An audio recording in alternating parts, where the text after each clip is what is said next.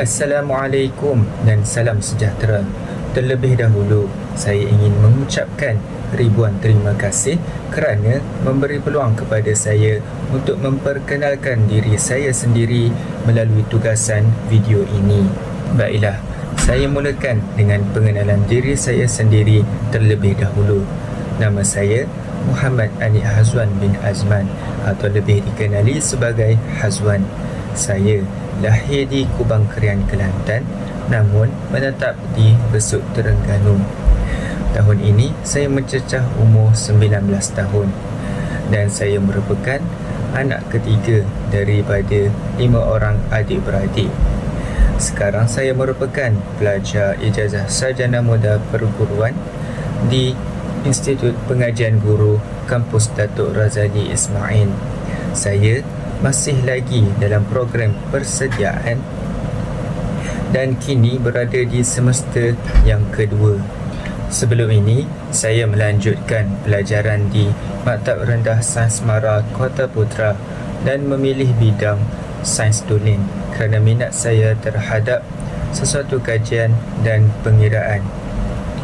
Sepanjang pengajian, saya telah mempelajari beberapa perkara dan subjek penting seperti subjek kimia, fizik, biologi dan matematik tambahan.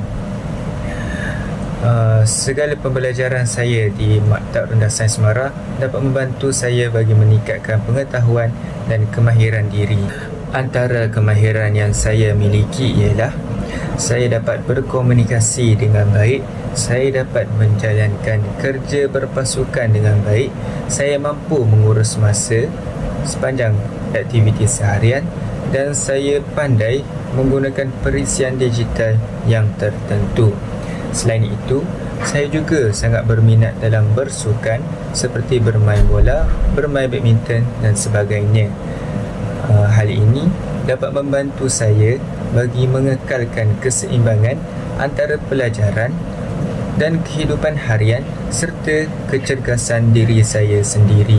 Melalui subjek literasi bahasa ini, saya ingin mempelajari dengan lebih mendalam tentang cara penggunaan bahasa yang betul dan berkesan dalam pelbagai situasi.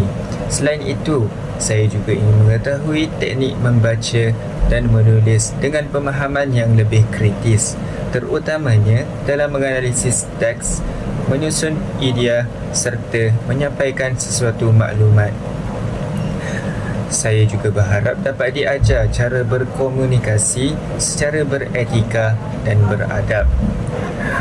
Akhir sekali, saya berharap melalui bimbingan pensyarah, subjek literasi bahasa ini dapat membantu saya membina keyakinan diri dalam bertutur dan menyampaikan sesuatu pendapat serta melahirkan pemikiran yang lebih matang bagi membantu saya untuk menjadi seorang pendidik pada masa akan datang. Sebagai penutup, saya percaya setiap pelajar mempunyai potensi mereka yang tersendiri dan saya bersedia untuk terus belajar serta berkembang sepanjang pengajian ini. Sekian sahaja daripada saya. Terima kasih.